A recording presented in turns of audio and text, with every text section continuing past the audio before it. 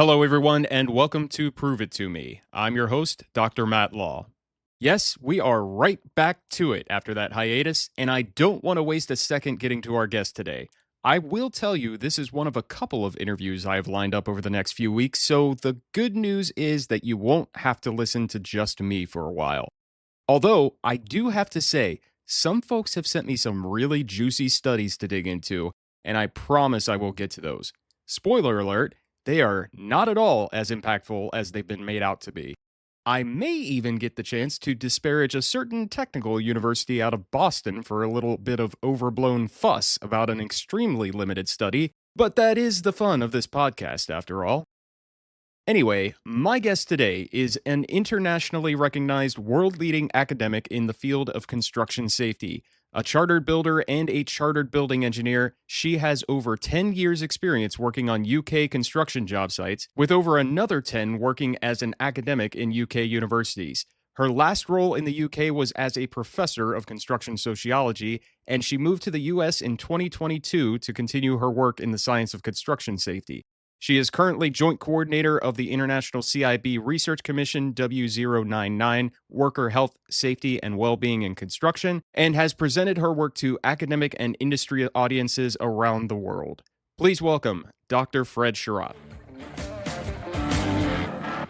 Fred, welcome to the podcast. I'm excited to have you here. I know we're going to have a really good discussion based on how we had our previous discussion when we met before. So I'm going to jump right in here. This is, of course, a podcast about research, and I'd like to know a little bit about your relationship to research. What does research mean to you? Okay, so this starts off back when I was a kid. So I've always been around people that have done research because I was so proud that my mum has a PhD. It's in marine zoology. It's not in anything I'm even vaguely associated with. But being a little kid and being able to write Mr. and Dr. Rawlinson on the post back home was just so cool. So it was always something that I never thought I couldn't get involved in or anything like that. But of course, having my mum with her PhD, and that's how my mum and dad met, was at uni. I obviously did not go to college at 18. I did industry stuff till I was about 25. And then work sent me to university. So I didn't take a traditional academic route at all. So I went to uni at 25 when work sent me and they released, because I was already working in construction then. And my undergrad dissertation, my boss, Ray O'Rourke, who owns Lang O'Rourke, massive construction company in the UK, he'd actually gone on a stage and said, "Women are not needed on site." And me being me went, "Hello, hang about a minute." Now, of course, Ray had said this for all the right reasons, because what he wanted to do was start a proper conversation. And one of the ways to do that is you pull the pin out the grenade and you throw it, right? So all kudos to him for doing that. But I was like, right, I'm not having that. And it collided beautifully with my undergrad dissertation. And I use that to do some research. Were women needed on site? Were they not? What could they contribute? So through a combination of doing obviously a huge bunch of literature review, and I interviewed a bunch of men actually to ask them what they thought of women. Rather than just asking women about construction, I asked men what they thought about women about construction.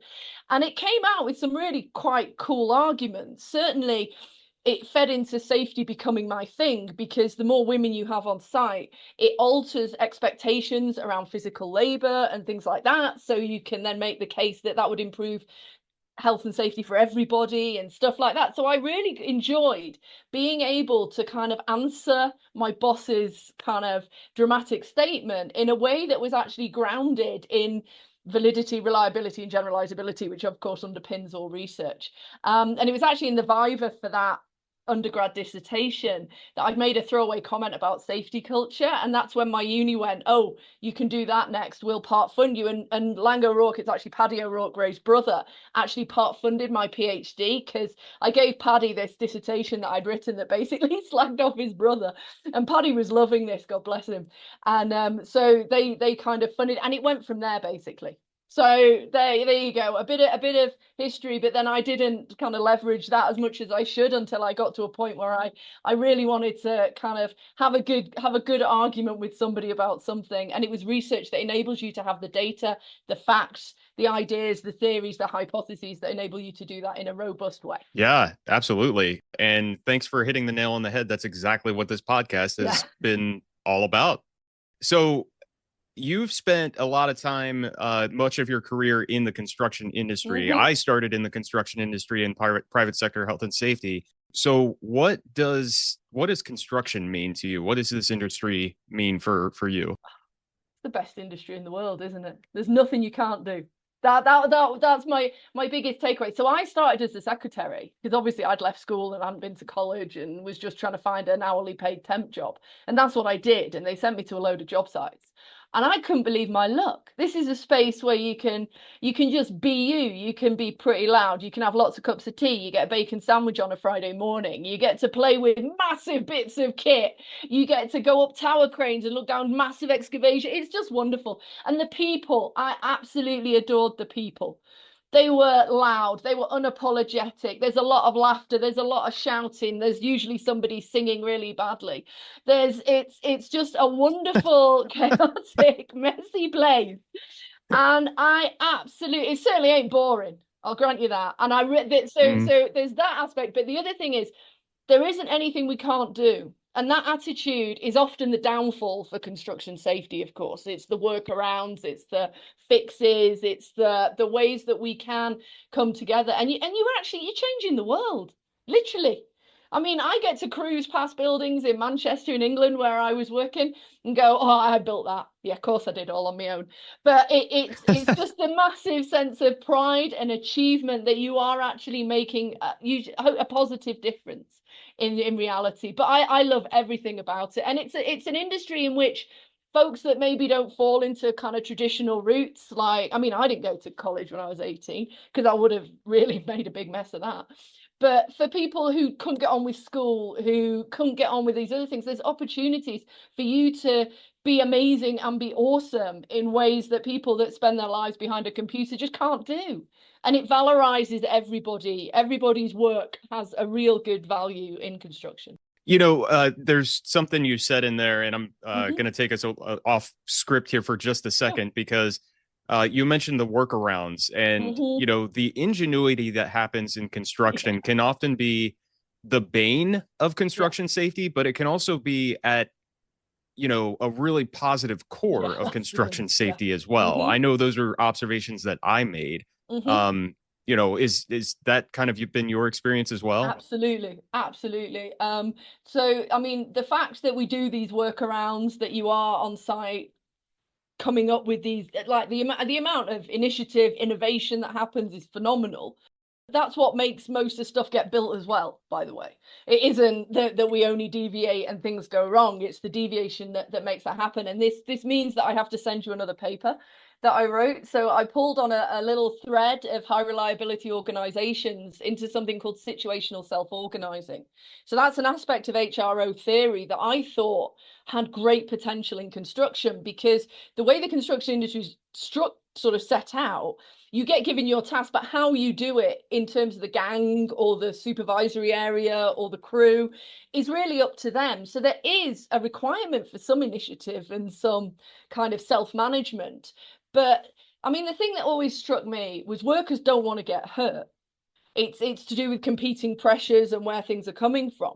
So if you actually gave them the kind of agency and the power to manage their own health and safety, I'm not convinced that that would all just go horribly wrong. I think that would actually really enhance how we did things more collaboratively on site. So I think, yeah, the workarounds, most construction is a workaround. I'll tell you that for nothing. The stuff that goes right and the stuff that goes wrong. So that's sort of super important in how we can, and there is, I think, still scope to leverage that better rather than trying to do a kind of top-down implementation. We know that doesn't work. So that's something that I think has super potential within construction that we haven't quite explored enough in practice. Yeah, awesome. So I know much of your work has been geared toward sociology and social science methodologies. What does that mean for you, and how is it different from other methodologies? Okay, so construction is obviously in the School of Engineering, right? So I've always been in engineering my whole life. And I kind of am an engineer, but I'm just really like, I'm better with people than numbers, let's put it that way. I wouldn't trust me to add 2 and 2 and get the right answer. So starting out, you're working in an academic space where everything is so positivistic that no one even mentions it, right? It's simply the presumption. That is your default epistemology. That's what you're going to do. And so I was researching safety culture, as I mentioned earlier, and I was going to fix this. That shows what I need. And so I was going to fix this whole shooting match. And I, of course, was trying to look at ways of researching this. And my supervisor, bless him, Peter Farrell, absolute legend of a man, quantity surveyor, very engineering focused. I think we got nearly to the end of my PhD and he went, "You are doing a questionnaire, aren't you?" And I said, "Pete, no, I'm not, mate. I'm not." Because my whole thesis was a social construction. It was a discourse analysis of just the concept of safety in construction. It was hugely broad brush because that hadn't been done before. And yielded some really interesting stuff. But you kind of, I used to just simply get this kind of presumption of positivism. But people don't work like that. People aren't steel beams. They're messy, they're inconsistent. Even in the same sentence, people contradict themselves. They're always like changeable. You know, if you think about it, and this fitted my reality. So I knew that I was a different Fred with my mum at home. I was a different Fred in the pub. I was a different Fred on the site. I was a slightly different. And we create and recreate all our identities, ways of being in different situations. Now, positivism cannot grab that. You can't grab that with a number because it's always changing. So I was in this engineering school, and I'll tell you what I actually did. I ended up actually going back to Plato and his cave and the representations. And I ended up doing pretty much a whole kind of bunch of courses that I self-taught on philosophy. And I actually got in trouble in my thesis because my thesis wasn't examined by folks from engineering. It was examined by another social scientist and a linguist, actually, someone whose only research was within language, although they did work in construction. And I actually got in trouble for writing a whole chunky chapter on methodology, ontology, epistemology, because I was so worried that I was straying into these places where no sort of engineering professor would ever like want me to go. And I was expecting a big scrap, but luckily my examiners were very they got it, and that's how it should go. But we need to be really careful that social science methodologies are able to explain the mess and the nuance and the fact that things aren't consistent within people, because they're not. They're just not. And that's really important. I mean, safety itself is a social construct. It's not a tangible thing. It's what we make it through our, whether, and I'm all over the place epistemologically here, but it's either the norms or the ways of being or the behavioral interactions and all those different sorts of things. So that's what makes safety. So to try and then unpack that in a very kind of formulaic engineering positivistic way struggles, because it can't quite make sense of the fact that this is always changing and it's always wibbly and it doesn't actually exist, but it kind of does. And so it allows you to actually do meaningful research with all of those things included and accepted. So I love it. It's my favorite place to be, but I had to self-teach a whole ton because that wasn't going to happen any other way. But since then, I've played with a bunch of different methodologies like this. I absolutely love it. So this is absolutely fascinating to me, and I'm very glad that we connected on this, because as a quantitative researcher myself, a lot of this stuff is really out of my wheelhouse. But with this type of podcast, what I don't want to do is close us off and only focus on, the quantitative stuff. I want to bring in these other methodologies and really explore those, because they all bring some sort of value to this profession and what we're trying to do. Absolutely. So a few episodes back, I was talking to the listeners about fear appeals or threat appeals, basically scare tactics that are used in safety training. Okay. Yep. And so we looked through some different studies that are out there to explore whether those things were really effective in the long run, or if there was room for debate on that, or what research was out there. Well, one of the articles I ran across was this critical discourse analysis. And I don't know if my listeners remember that, or if they kind of spaced out when I said that term. It's fully possible. But, for me as a quantitative researcher, I did my best going through this article, trying to break down what that was. But I still kind of struggle to wrap my head around it. I think I'd probably have to spend as much time as you did really self-teaching these Yeah. types of methodologies to really fully grasp that. So, okay, so what is a critical discourse analysis, and why is this type of research important? Okay. So firstly, I do know those presentations. I used to work for a construction manager that had a great back catalogue of really grim stuff we could slap into the to the inductions. Okay, so any kind of discourse analysis is not about what's being said as much as how it's being said. So when we start to look at how things are being said, we're looking at what's not being said. We're looking at what's being juxtaposed with what. We're looking at context. We're looking at sort of bigger pictures. So a good example of this is something that I found in my research, which was, let's talk about the very simple slogan, make safety personal. Okay. You might know whose that is, you might not, but I won't say. But that was one that I came across quite a bit when I was on site. And so make safety personal. Sounds great, doesn't it? But let's think about how it's saying it, okay? So make safety personal. What, you mean it wasn't before? What was it then? What if it wasn't personal? What are you kind of on about? And the other problem is making it personal. Well, if I'm a worker reading that, what is actually my level of agency and power to actually make anything? Do I Mm, not just turn up onto the job site and do what I'm told? So is this supposed to be helping? And it also, to some extent, you could argue that it others' responsibility, because if we're making safety personal, it's like those mirrors. This person is responsible for your safety on site. Well, I think you'll find that there's various bits of legislation that say that's not the case, and there's various bits of legislation. It's kind of absolving the I'll say main contractor, the people that are running the site. It's absolving them in part of their responsibility and shoving it down to the worker.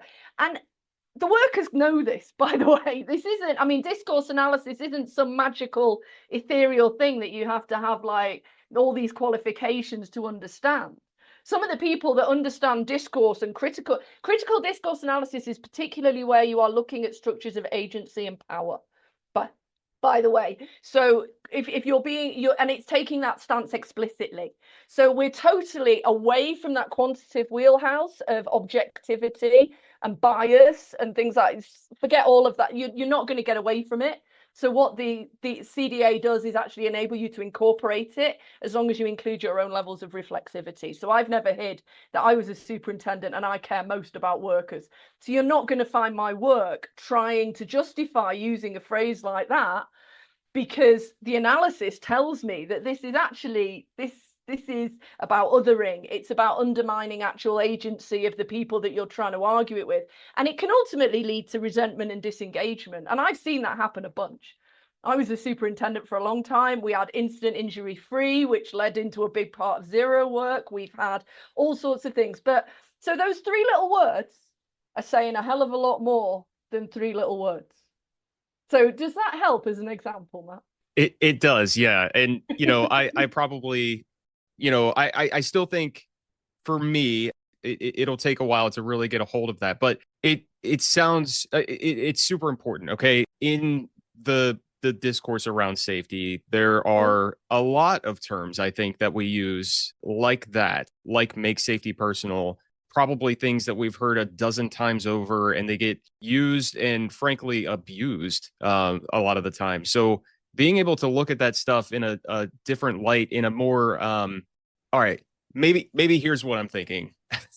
It's taking me a second to sort of wrap my head around. Okay, I think that, and I've had this tangent before, right? We can go to conferences and people have presentations and they talk about all of these different things, and they'll have this sort of, you know, philosophical discussion about, why is safety first the wrong term to use, or why is safety always the right or wrong term to use? And I think we get locked into just sort of these big ideas, these debates about, should we change the name of something just for the sake of changing the name, or is it actually doing something. So to have some sort of methodology to actually dig into that in a more formal, more robust way, I think makes a lot of sense to me. Am I getting there or Yes, no. And this methodology allows you to do that. So this is why having multi-methodological approaches to any phenomena is vital. So the work that you do is trying to tease into cause and effect quantitatively. You are trying to find a delta somewhere. This works, this doesn't work, this helps, this doesn't. The nuances that are around these more philosophical and discursive aspects to safety also do matter. I would argue, however, that I would avoid spending days navel gazing about the words you're using and actually think about how that is going to land with the workers. Mhm. Given if you so one of my biggest bugbears, so safety is our number one priority. Unless you're a safety company, it isn't, right? It just isn't, because otherwise you won't be doing whatever it is you're doing, whether you're I don't know, doing manufacturing, something like that. If you're not manufacturing, you're not in business. So safety isn't your number one priority. Manufacturing things is your number one priority. But the problem is with phrases like that, and I think that is one of the biggest disservices the safety industry ever did to anybody, because workers know that's a lie. They're not stupid. They know that's bollocks. So why do we keep saying it? But again, we shouldn't then spend hours and hours laboring over what we should say instead. Because what I would like to see the energy channeled into is doing things differently. Mm. So part of the biggest bugbear that I have with an awful lot of programs is that it's just a change in rhetoric with no real change in practice. And Mm. again, everyone can feel that. Nothing's changed. Oh, yay, I've got a new high-vis jumper with a different logo on the back for this week. Woohoo. But nothing else has fundamentally changed. Yeah. That's the biggest problem. So I do think that, so I've always thought, so when I said I had to teach myself all this social science and do things like that, I actually wrote a paper, and it's called You Are Going to Put Some Statistics in There, Aren't You? And it was all about the problems I'd had trying to do the research I've done in a very positivistic construction engineering space. And I used to get things like, well, you can't generalize this. And I'm like, well, I never said you could, because my epistemological foundations say I can't. But that doesn't mean it doesn't have value. Because if it finds resonance with somebody, it could spark a change or something more positive. But the best thing about doing this kind of discourse work is the people you need to go and talk to are the workers, by the way. It's not for safety people to sit around chewing on things and just that doesn't get you anywhere. Yes.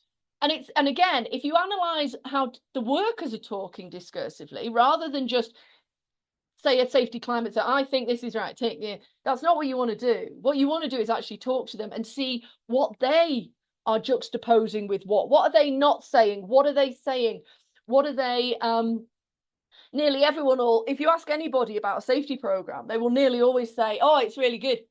And then you just have to stay there and count one, and they go, but, right? Yeah. Because safety is nearly and always yes, but situation. So, but then you're looking at what are they juxtaposing with the safety thing to reveal what are the actual biggest practical challenges. So it's about getting out and in amongst it.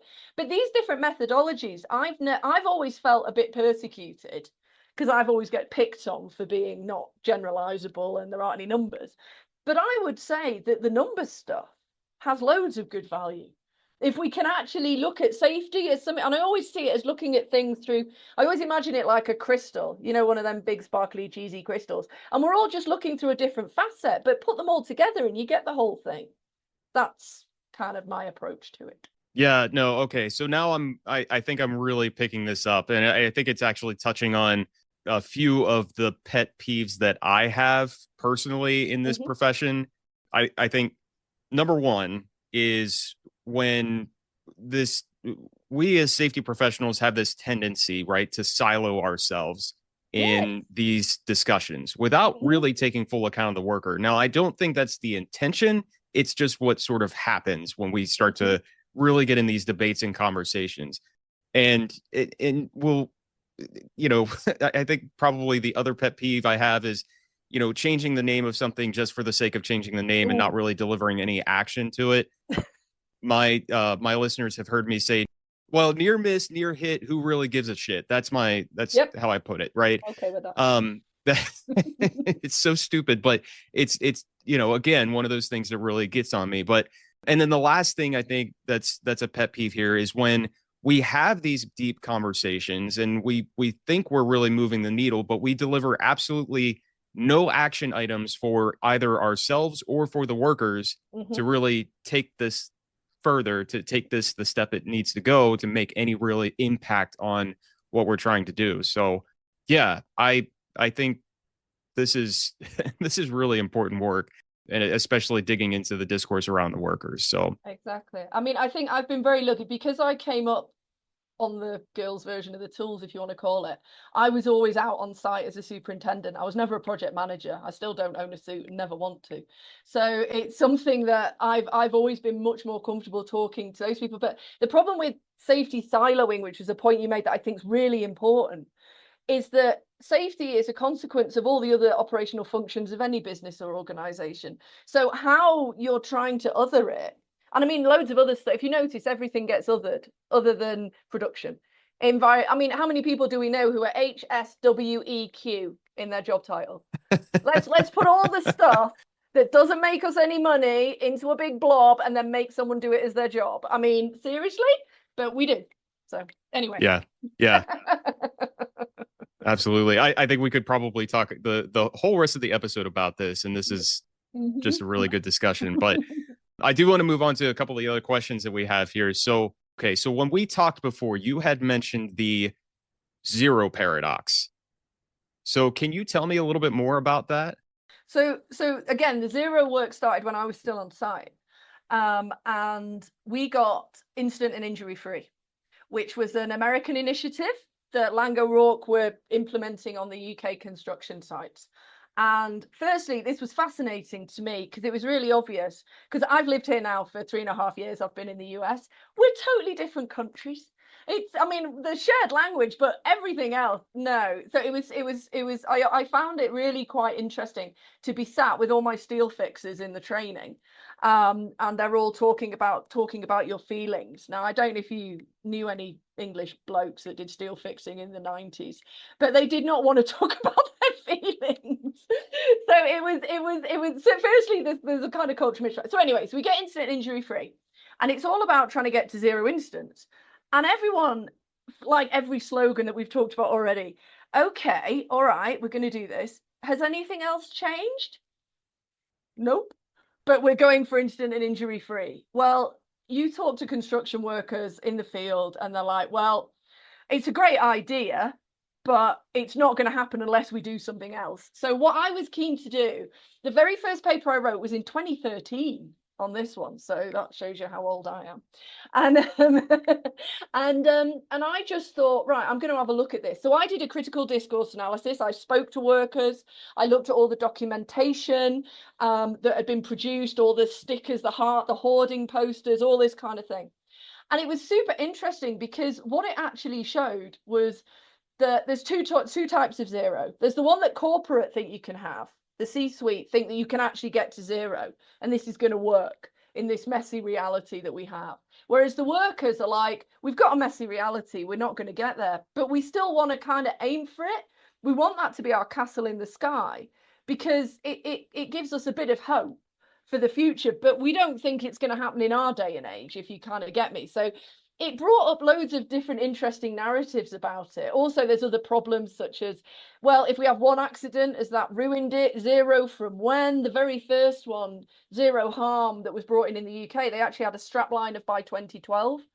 So, of course, 2012 came and went and they had not achieved zero. So they repositioned the strapline and now they've dropped it. So that tells you about making yourself a hostage to fortune, doesn't it?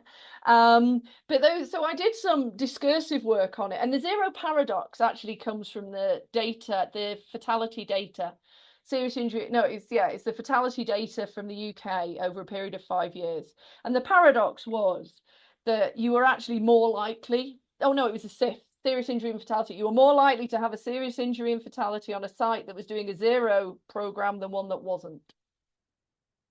Wow. Because it doesn't really help or change anything or make anything, but it was bizarre. And that data, you were more likely to, very basic statistics. And I had a funny interaction with Tom Krause about this once upon a time, because the serious injury and fatalities, you haven't actually got enough data to do any serious statistical analyses. And do you know what? I'm okay with that we didn't kill enough people so we could do the math. Seriously. Yep. So I'm okay with that. But you would think, I mean, in this paper and the one I did on the American data, you would think the American data is not so dramatic, because it just isn't. But the thing is that neither of them shows any sign that doing zero helps in any way. If you set a target of zero, there is no evidence that shows companies that did this then went on to achieve it. It just doesn't work like that. So it was super interesting. So there's a few papers that I've written about that. The most recent one, it uses the American data. And whilst the relation, it didn't show, unfortunately, it didn't show quite as dramatically that you were more likely to have an incident on a zero site, but it didn't actually show you were any less likely either. And admittedly, I will totally accept that the numbers are not big enough to enable us to do serious stats, but you'd think it'd show something. Like, and there just isn't anything there to grab. And zero has always been a big thing for me, firstly because it's so offensive when people say, oh, you don't like zero, you must want people to get hurt. And I'm like, excuse me, really? Because my biggest problem with zero is the second you say that to a worker, they know you're talking bullshit, because they know that if you're going to be big on zero, all right then, well, let's change how we do procurement in construction. Let's stop going for lowest cost tenders. Let's stop asking people for best price and best schedule. Let's actually do something that shows we mean this, instead of just wandering around going zero. We can achieve zero harm. Yeah, it's the problem I have with it is it's more likely to disengage people from bigger safety things than anything else, because as soon as you start going, oh, this zero, yeah, they don't know what they're on about, you then also start to diminish the value of anything else we do for safety, and that's not good, particularly when some of those things are as basic as direct controls and fundamentals, particularly within construction and high hazard industries. Yeah. So there's my potted zero rant. No, that's great. This is such an important discussion, and I've heard it talked about before. I don't know if I've heard it talked about as intelligently as you just put it. So I really appreciate the discussion here. It's something again, so much of what I try to do with this podcast is sort of a self-examination of the things that we do and the way that we operate in this profession. By bringing in the research, by bringing in the evidence of, from all different corners of the earth to try to make sure that we're looking at the right things and we're addressing things in the right manner. But we have to take a little bit of time to really self-reflect. Is this the right goal?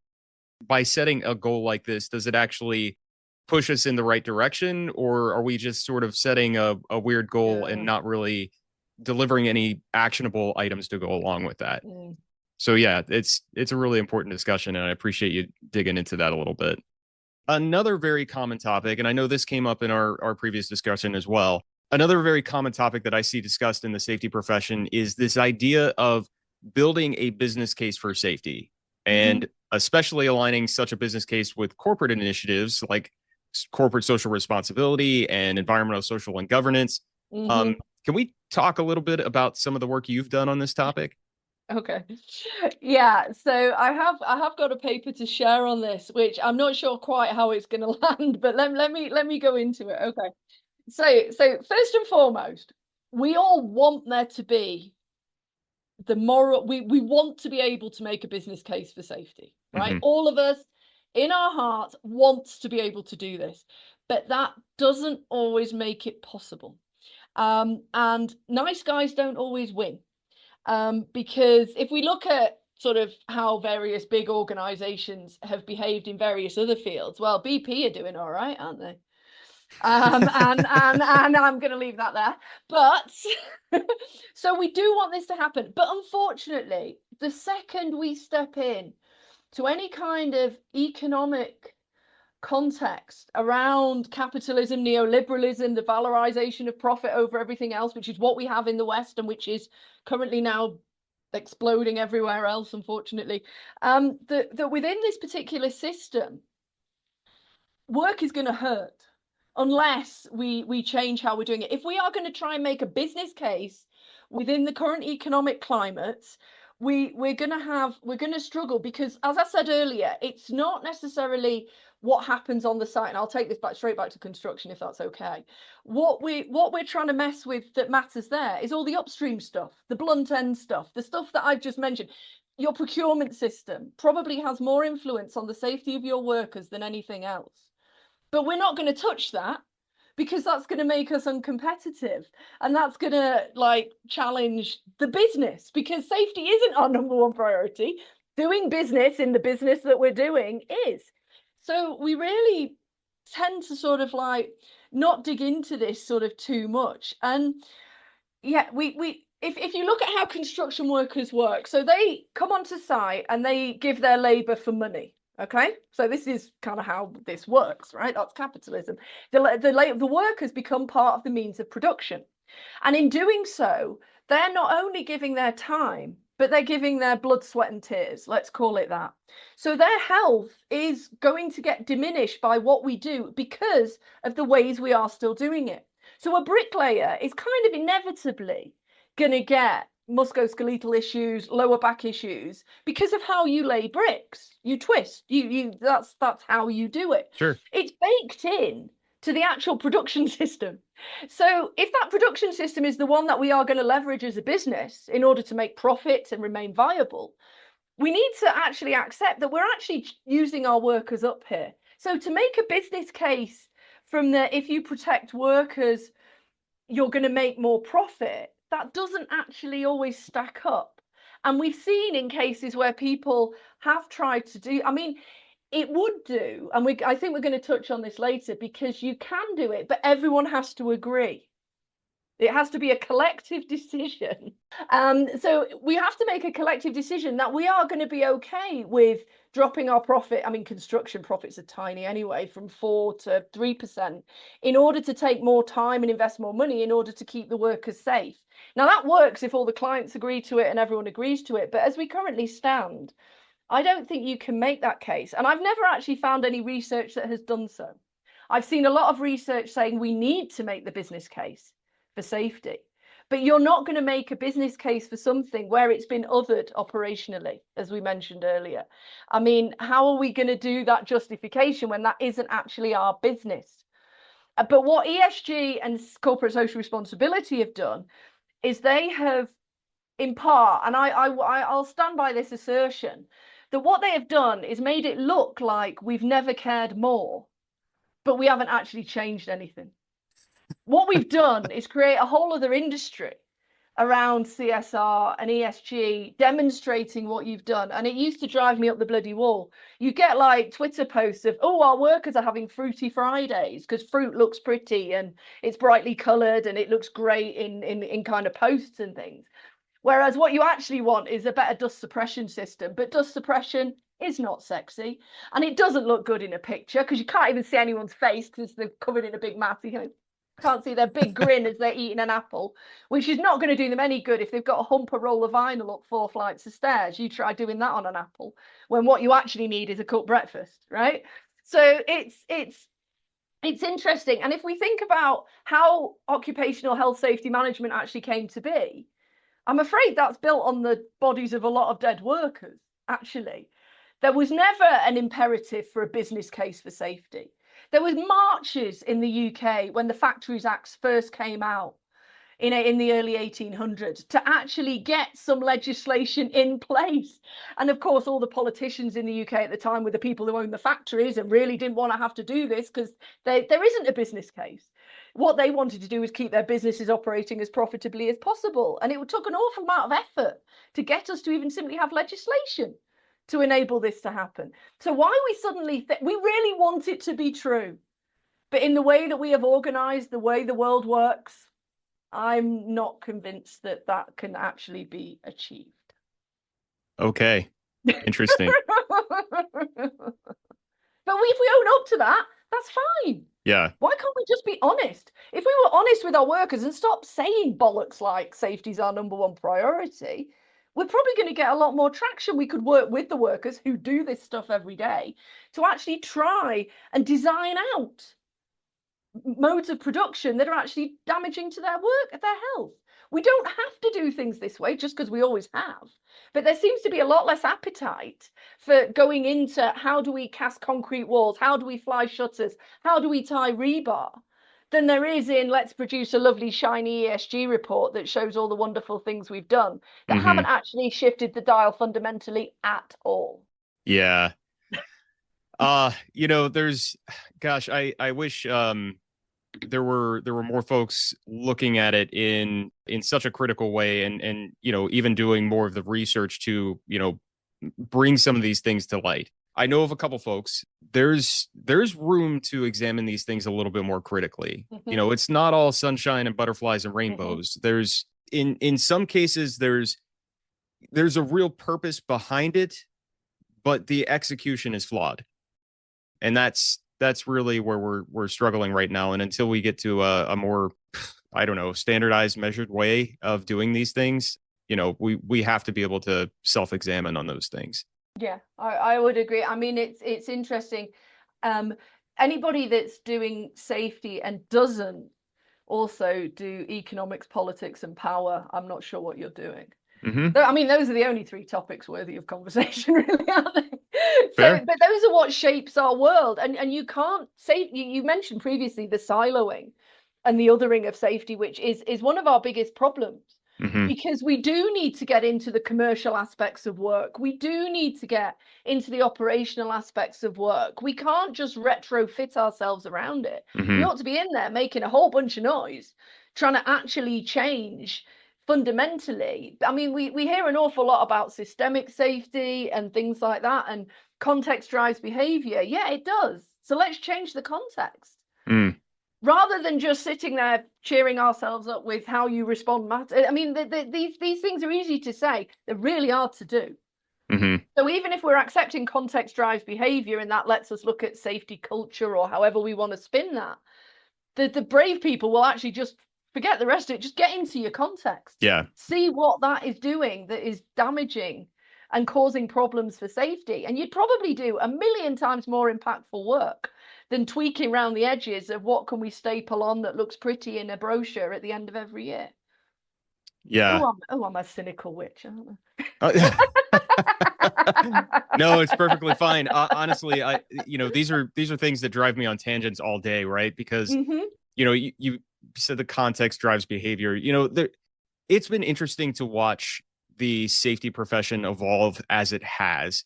Moving from one concept to the next and the next. And it's funny to also watch us, any given organization safety program and how it will evolve and mature through almost the exact same cycle that our whole profession has done.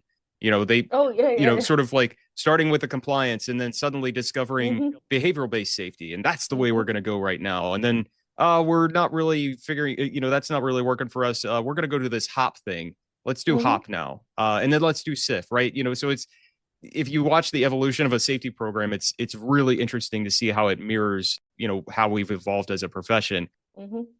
But also the danger is that all of those things carry some merit, and moving to one concept doesn't mean we completely abandon the other. I keep telling folks, behavioral based safety, it's not dead. We just never did it right. The context driving behavior, there are plenty of proven models from my work in the public health space that fit really well into how you shape a person's behavior. And it's all this other stuff that you have to do, and you have to measure those things along the way. And if you're not doing those things and you're not measuring them, well, then no, behavioral based safety is not going to work for you.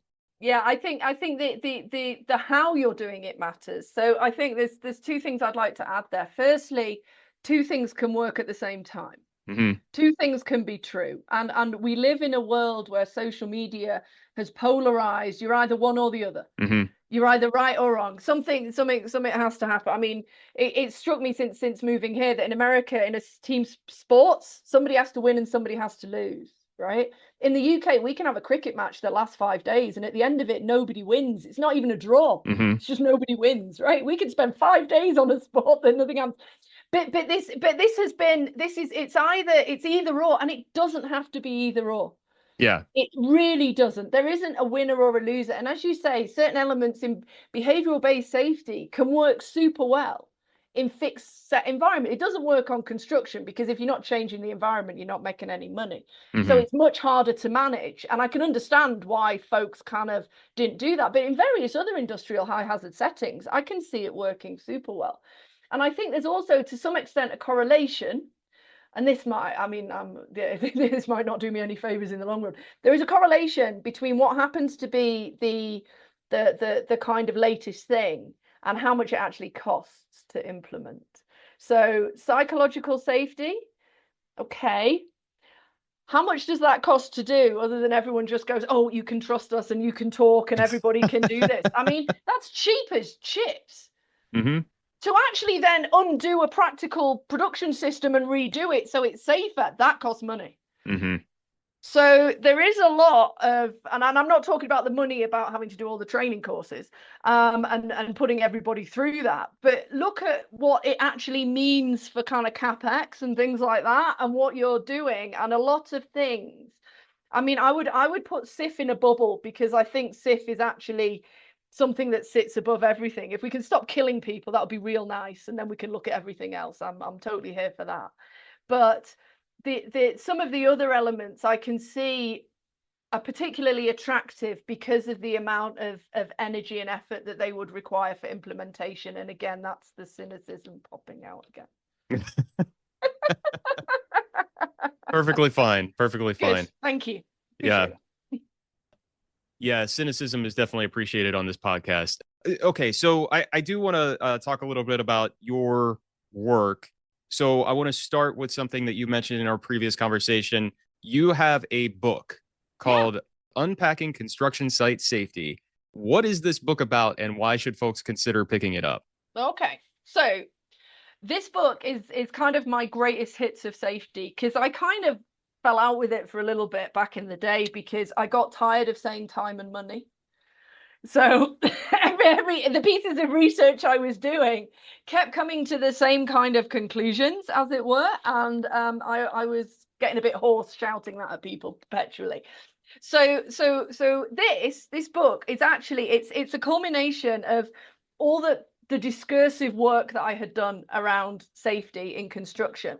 So, but what it also does is for people wanting to know a bit more about discourse analysis and things like that, it has a whole introductory, it takes you by the hand and leads you through what can discourses tell us about safety. Why does wider society matter? Why does the bigger economic structures matter? What's the history of all of this sort of thing? And then what it does is it pulls up and unpacks quite a few of the dominant discourses that you find generally in construction. So this notion that things can be a bit unsafe.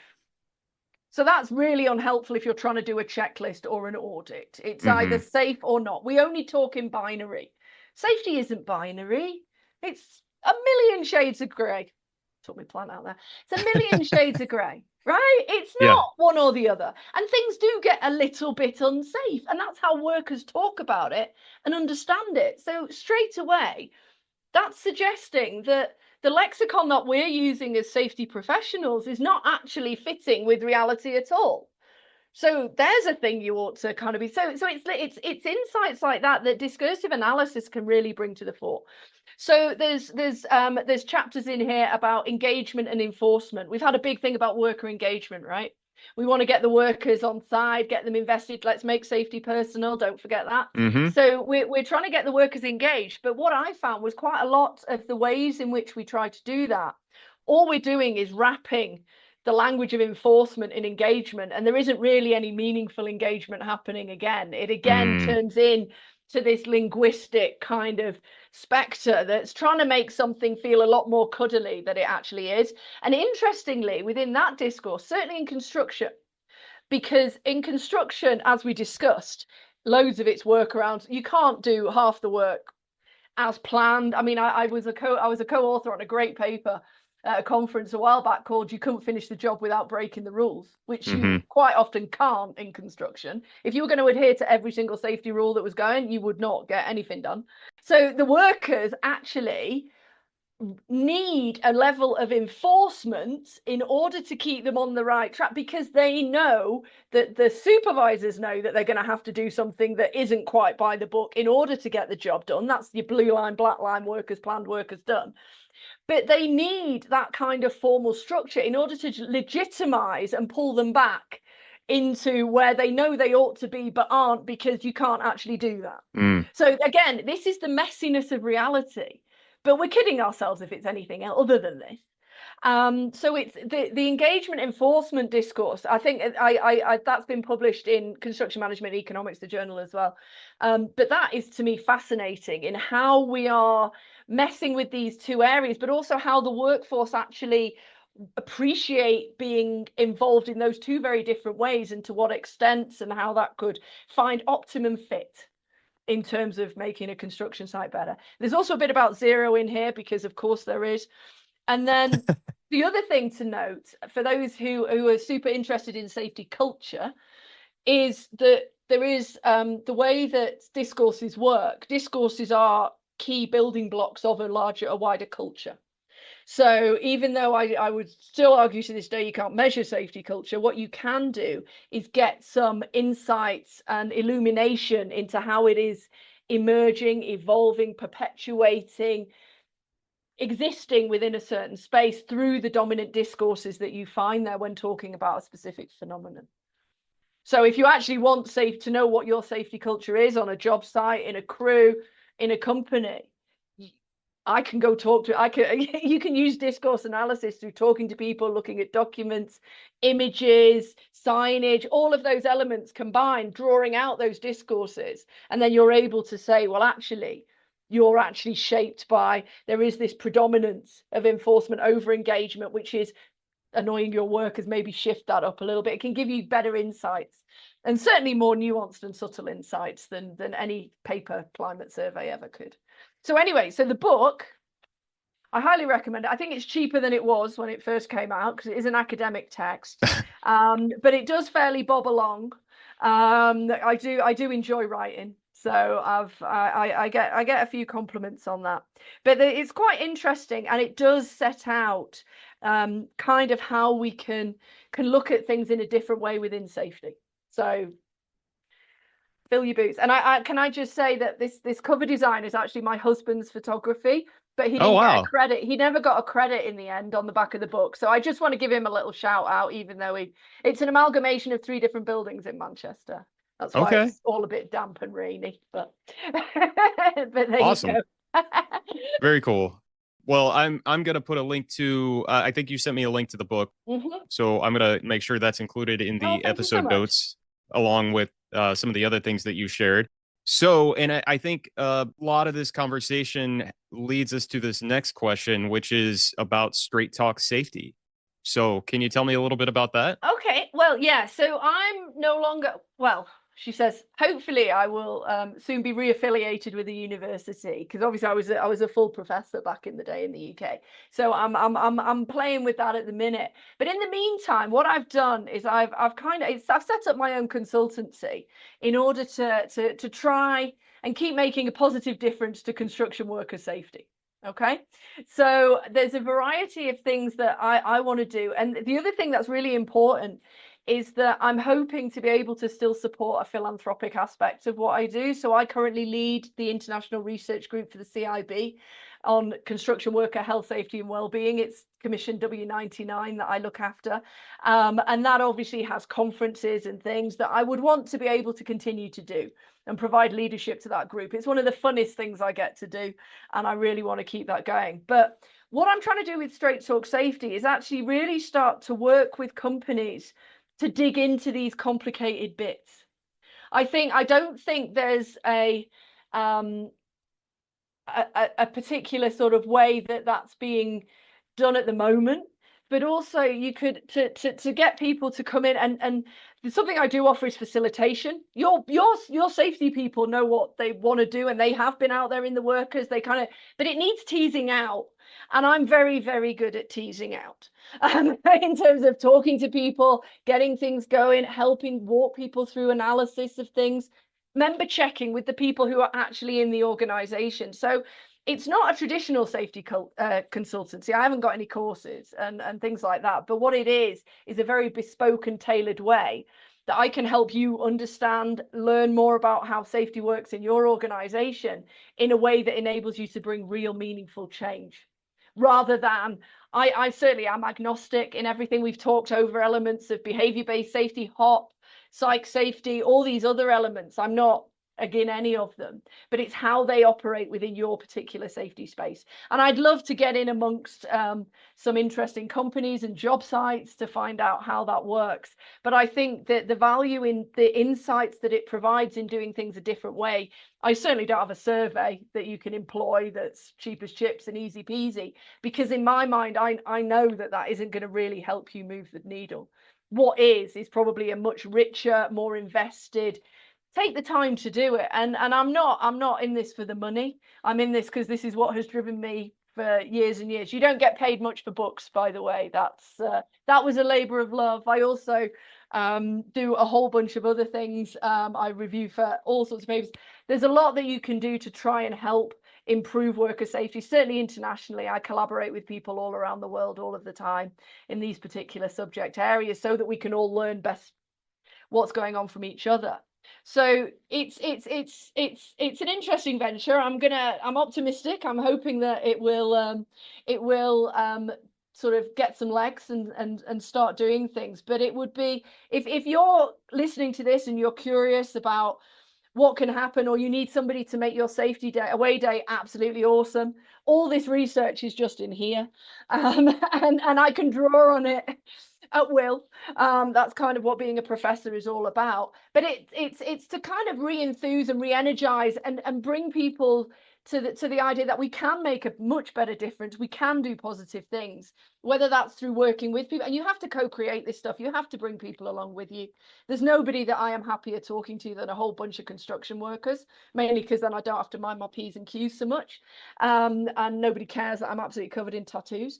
So it's kind of fun. But so I'm seeing how that goes. And yeah, if folks are interested, do just reach out, say hi, see if there's anything that we could kind of do. And as you can tell by that terrible sales pitch, I'm not very good at that.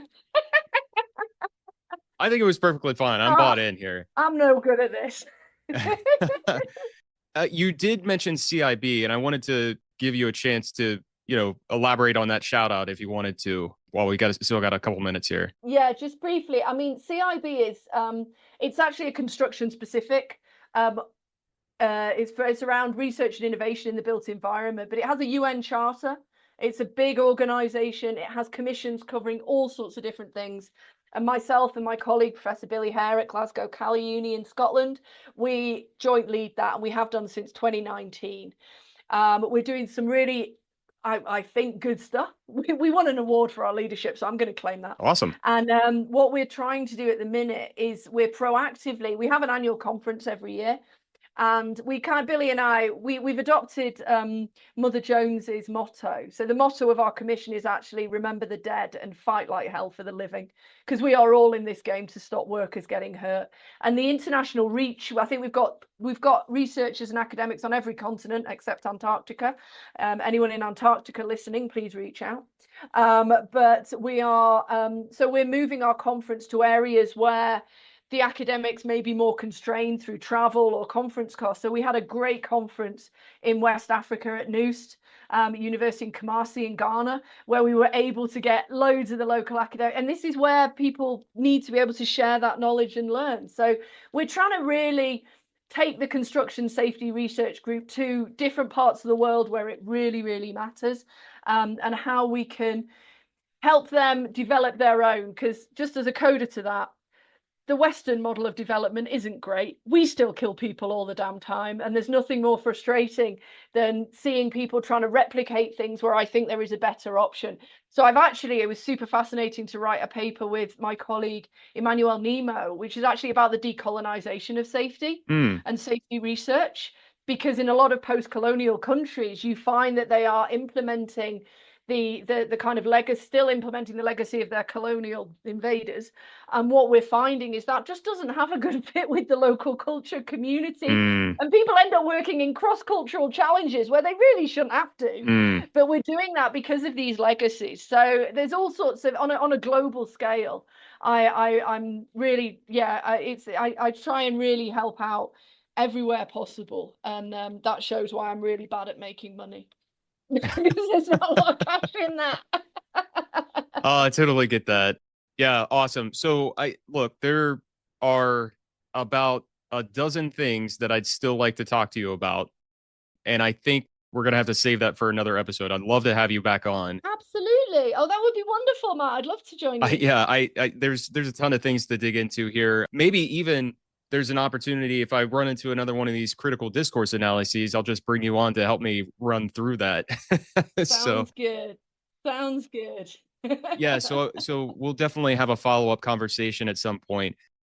In the meantime, how can listeners connect with you to learn more about you and your work? Okay, well, luckily I have a really weird name. So if you just Google Fred Sherratt, I come up. I believe about 10 years ago, there was an artist in Tennessee who had the same name as me. Lovely old looking fella. But so there's just me. So definitely, or straighttalksafety.com is through the website. And the website, I spent a bit of time on that because you can find out more about my research philosophy. You can find out more about safety being a social construction. There's links to all my selected back catalogue of papers, because there aren't 150 papers on there, which I think is where I'm about in terms of writing. So all the best ones are on there, but also a bit more about the industry background and the service that I also try and provide to the international research communities on there as well. Or you can just email hello@straighttalksafety.com and that will find me as well. And I'm sure folks are kind of realizing why it's called Straight Talk Safety, because I am really not very good at sugarcoating and spinning things. So they land more palatably. But in safety and with workers and all the lads I used to work next to on job sites, there isn't room for that kind of fluff, I'm afraid. People are still getting hurt, and we really could do so much better. Yeah, absolutely. Well, Fred, I really appreciate you coming on the podcast. This is definitely up there in my top 5 discussions I've ever had. This is a lot of fun. So I definitely want to bring you back on. Thanks for coming on. Thank you for the lively discussion, and I look forward to seeing more of your work. Absolutely. Thank you so much, Matt. I hope to be back soon talking with you again, Steve. Thank you. I absolutely loved that conversation, and I certainly hope to have Fred back on the podcast soon. All right, so just as a quick reminder, if you have research that you want to share on the podcast, whether it's your own or just a really cool study you found or some research you've been able to effectively put into practice, send me an email at contact@proveitpod.com. Until next time, I'm Dr. Matt Law. Thanks for listening to the Prove It To Me podcast. Take care and stay safe, everyone.